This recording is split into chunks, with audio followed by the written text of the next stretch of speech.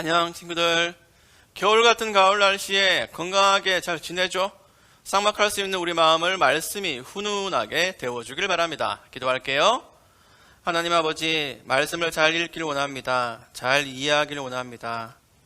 저희 삶에 말씀이 들어오길 원합니다. 성령님께서 밝은 빛을 비추어주세요. 예수님의 이름으로 기도드립니다. 아멘.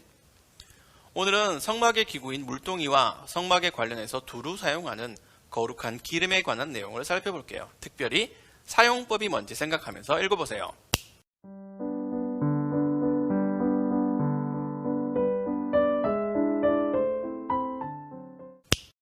먼저 17절에서 21절에 물동이가 나옵니다. 다른 성경의 개역개정판에는 물두멍이라고 해요. 쉽게 말해서 세숫대야라고 생각하면 돼요. 생긴 것도 비슷해요. 용도까지 다르지 않습니다. 거기 담긴 물로 손과 발을 씻어요. 그런데 이것도요, 죽음과 관련되어 있어요. 손과 발을 씻지 않으면 죽는데요. 왜 그럴까? 성막의 목적이 하나님과 만나는 거잖아요. 손과 발을 씻는 것도 그 만남에 관련해서 생각하면 됩니다. 제사장들이 성막에 들어가거나 번제단에서 제사를 드리기 전에 물동이를 이용해야 합니다. 왜? 손에는 피가, 발에는 먼지가 묻어 있으니까. 하나님께 가까이 나아갈수록 더 세심하게 자신을 다듬어야 하는 거예요. 피와 먼지를 제거해야 하나님 앞에서 죽지 않는다고 합니다. 죽음과 관련된 건 대부분 죄와 연결하면 됩니다. 손과 발을 씻지 않는 게 곧 죄가 된다는 거예요. 무슨 죄? 자신을 가다듬지 않은 죄. 불결하고 더러운 것들을 주렁주렁 달고 생각 없이 하나님을 만나려는 죄. 여기서 궁리하자. 물동이에 관련된 걸 오늘날 내 신앙생활과 연결해 보세요. 힌트를 주자면 물동이는 여인들이 쓰는 놋 거울을 녹여서 만들었어요. 거울의 용도가 뭔지 알면 신앙생활에 적용하는 게 쉬울 겁니다.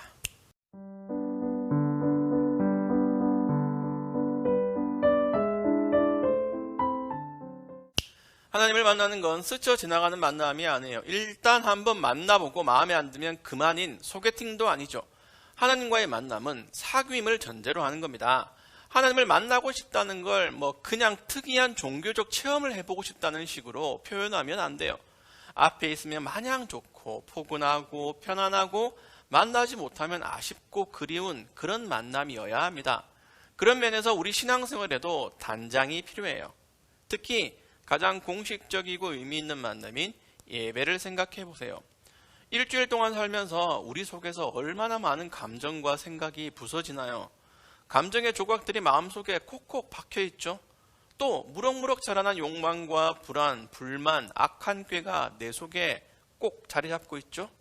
죄라고 단정하기엔 애매하고 아니라고 하기에는 긍정적이지 않은 것들, 세상의 여러 가지 신념과 가치관 그런 것들, 그게 우리 손과 발에 묻은 먼지와 같은 겁니다. 우리 정신과 영혼을 망가뜨리는 영향력을 끼치는 것들.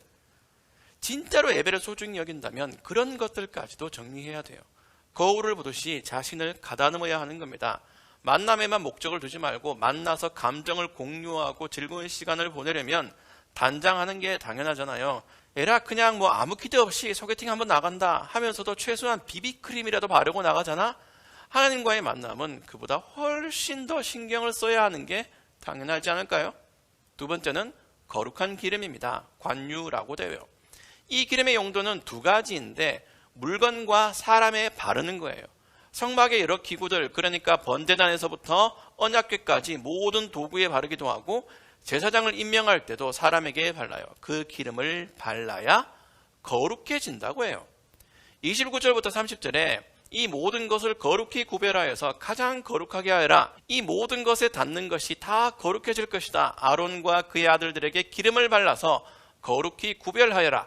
그래서 나를 섬기는 제사장이 될 수 있도록 하여라고 하세요. 여기도 무슨 의미가 들어있겠죠? 성막의 물건과 제사장은 이미 거룩하게 사용하기로 구별된 존재들인데 굳이 또 기름을 발라 인증을 받아야 돼요. 무슨 의미일까?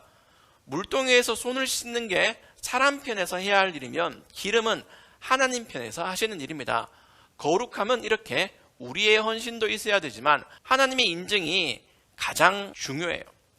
그런데 기름을 아무한테 바르지 말래요. 그러면 백성 중에서 끊어질 거래. 추방. 오늘날 우리에게 무슨 의미가 있을까요?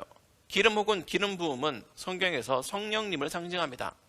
그러니까 사람 편에서 예수님을 믿는다고 고백하는 것도 필요하지만 성령님이 임하셔서 인증해 주셔야 비로소 구원받았다고 할 수 있는 거예요. 그래서 그리스도인들은 성령의 인치심을 받았다. 다른 말로 도장으로 찜당했다고 합니다. 성령님의 임재는 사람이 아무 기름 만들듯이 인위적으로 조작할 수 있는 게 아니에요. 성령님의 은혜를 모방하거나 흉내낼 수 없어요. 하나님이 성령님을 부어주셔야 경험할 수 있습니다. 그러니까 우리는 특이한 종교적 경험으로 사사로이 그런 것들을 만들어서 건방지게 성령님을 오시라고 하지 말고 겸손하게 성령을 부어주시길 기도해야 됩니다. 이것도 당연히 하나님을 만나는데 필요하겠죠. 내가 만나고 싶다고 무조건 가능한 게 아니라는 거예요. 그런 점에서 예배할 수 있다는 건 예배를 허용해 주셨다는 뜻이고 우리 편에서는 정말 고마운 은혜입니다. 마지막으로 향품이네요. 34절부터 38절까지 나와요. 향기, 즉 냄새가 얼마나 중요한지 우리는 잘 알아요. 먹자골목을 걷는데 시궁창 냄새가 난다? 안 가요. 사람을 만났는데 그 사람 특유의 좋은 냄새가 난다? 지나가고 나서도 그게 남아있다? 바로 호감이 생기죠. 요즘 유행하는 소소한 사치품이 향초잖아요. 아로마 테라피. 향은 사람을 그렇게 안정시키기도 하는 신비한 물건입니다. 하나님도 향기를 좋아하셨어요. 민수기를 보면 이스라엘 백성에게 전염병이 생겨서 많이 죽게 생겼는데 대제사장 아론이 하나님께 향을 올려서 전염병이 그치기도 했대. 이런 중요한 향기는 성경에서 그리스도인의 기도와 찬양을 상징해요. 예수님은 우리를 살리는 향으로서 하나님 앞에 올라가셨고 거기서도 기도를 하고 계시는데 그 예수님을 통해서도 우리가 향기로운 기도와 찬양을 예배 중에 올려드리는 겁니다. 물론 삶을 통해서도 말이죠. 그냥 만나서 얼굴만 쳐다보다 헤어지면 관계 개선이 안 돼요. 하나님을 만나기만 하지 마세요. 의미 있는 만남이 되도록 노력하세요. 죄와 관련된 부정적인 것들, 나한테 나쁜 영향력을 끼치는 것들을 제거하고 자신을 단장하는 것뿐만 아니라 적극적으로 감사와 영광을 표현하는 것도 신경 써야 합니다. 그게 예배예요. 단지 예수님을 믿는다고 말만 하지 말고 그만큼 몸과 마음을 하나님께서 기뻐하시도록 만들어 가야 합니다. 목욕하듯이 한 번에 뽀송뽀송해지라는 말이 아니에요. 하나님은 우리의 그런 상태조차 사랑스럽다고 하세요. 그러나 거룩을 위한 노력이 아무 필요 없다는 말은 아닙니다.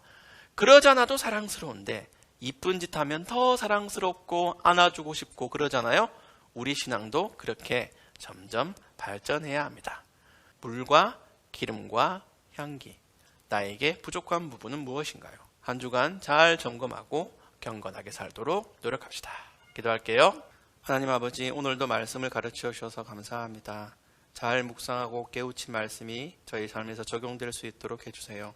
무엇보다 하나님과의 의미 있는 만남을 위해 노력하는 저희가 되게 해주세요. 예수님의 이름으로 기도드립니다. 아멘. 여러분, 우리 다음 시간에 다시 만납시다.